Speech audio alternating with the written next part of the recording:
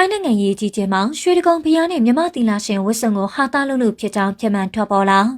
ထိုင်းမှာသမိုင်းတခြားဆူဆူဝါဝါရေးကြီးမှုကြီးကြုံတွေ့နေရတာကြောင့်အားလုံးဝိုင်းပြီးတနာနေကြချိန်မှာဘာကြောင့်ရေးကြီးရတယ်လဲဆိုရင်ပြမှန်တစ်ခုကပေါ်ပေါက်လာခဲ့ပါတယ်။အနာကတော့လက်ရှိမှာထိုင်းနေဟာမြမတို့ရဲ့ထွတ်မြတ်ထိုင်းရာဖြစ်တဲ့ရွှေတကုံစီတီတော်ကြီးနဲ့သီလာရှင်ဝတ်စုံကိုဟာသားလို့ပြီးတယောခဲ့ကြလိုပါပဲ။အဆိုပါသိန်းနာဖို့ကောင်းတဲ့ဖြစ်ရဟာထိုင်းနိုင်ငံဘန်ကောက်မြို့ MCC မောမှာဖြစ်ပွားခဲ့ရတာပါ။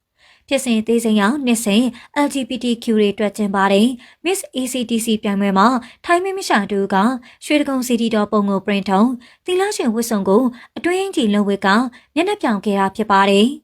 ဗီဒီယိုကိုသေးစိတ်ကြည့်မယ်ဆိုရင်ရွှေတကုံစီတီတော်ပုံကိုမတက်မရက်ထုတ်ထားတဲ့ပိုစတာတစ်ခုကိုအနောက်မှာထောင်ထားပါတယ်အရှိမရှိနေတဲ့မင်းမရှာတို့ကမြမတို့ထွတ်မြတ်ထားရဖြစ်တဲ့နန်းတွင်းမိဖုရားခေါင်းကြီးဝတ်စုံကိုမကိုနဲ့တကွဝတ်ဆင်ထားပါတယ်မြမနန်တွင်ယူရကိုဝစ်ဆင်ထားပေမယ့်အမူအရာကလေးစားမှုမရှိပေလှောင်ပြောင်တယောနေပြီးအဲဒီနောက်မှာမိဖုရားဝတ်စုံကိုချွတ်ချကသီလရှင်ဝတ်စုံကိုဝတ်ပြီးဟာတိုက်ခဲ့တာဖြစ်ပါတယ်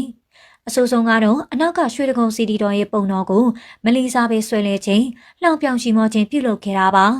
တကယ်ဆိုရင်နိုင်ငံကိုစားပြုဖြစ်တဲ့ Miss ပွဲတစ်ခုကျင်းပတဲ့နေရာမှာတခြားနိုင်ငံရဲ့တန်မိုးထားရာဘာသာရေးနိုင်ငံရေးပစ္စည်းတွေကိုယူသုံးခြင်းရင်ခွင့်တောင်းရတာဟာအခြေခံစည်းမျဉ်းဖြစ်ပါတယ်တကယ်လို့ခွင့်မတောင်းမှုဆိုရင်တော့တခြားနိုင်ငံပိုင်ရှင်းကျင်းမှုဖြစ်တဲ့အတွက်ရိုးရိုးသေးသေးနဲ့လေးနက်ထားပြီးခိုင်တွယ်သုံးပြရမှာဖြစ်ပါတယ်။အခုဟာမြန်မာတို့ရဲ့လေးနက်ထားဆုံးသောဘာသာရေးပစ္စည်းဖြစ်တဲ့ရွှေတကုံစီတီတော်မြတ်ကြီးရဲ့ပုံတော်ကိုခွင့်ပြုချက်မရှိယူသုံးတဲ့အပြင်စင်ပေါ်မှာရိုင်းဆိုင်နေတာဟာအင်မတန်အကြီးတန်းတဲ့လုပ်ရဖြစ်ပါတယ်။ထိုင်းနိုင်ငံအနေနဲ့ဒီလိုအတိတရားကင်းမဲ့တဲ့နိုင်ငံသားတွေကိုရင်ဝယ်ပိုက်ထားတာရှက်တင်ပါတယ်။ LGBTQ ဖြစ်စေရိုးရိုးသားမှန်မိန်းမယောက်ျားဖြစ်စေအားလုံးဟာအခွင့်အရေးတန်းတူဖြစ်ပါတယ်။ LGBTQ ရဲ့ Miss ပွဲဟာလည်းပျော်ပျော်ရွှင်ရွှင်နဲ့ကျင်းပတာကိုလက်ခံပေးနိုင်ပါတယ်။ဒါပေမဲ့ LGBT ဖြစ်တာနဲ့ပဲသူများနိုင်ငံရဲ့ဘာသာတရားနဲ့ယဉ်ကျေးမှုတွေကိုခွင့်ပြုချက်တောင်းခံခြင်းမရှိဘဲရှုသုံးခွင့်မရှိသလိုအခုလိုယူသေးတန်တဲ့လုပ်ရမျိုးမလုပ်သင့်ပါဘူး။ဒါကြောင့်အဆိုပါသီလရှင်ဝတ်စုံကိုဝတ်ခဲ့တဲ့သူအလားမိန်ရွှေတကုံဘုရားပုံတော်ကိုတည်တရားကင်းမဲ့စွာယူသုံးခဲ့သူ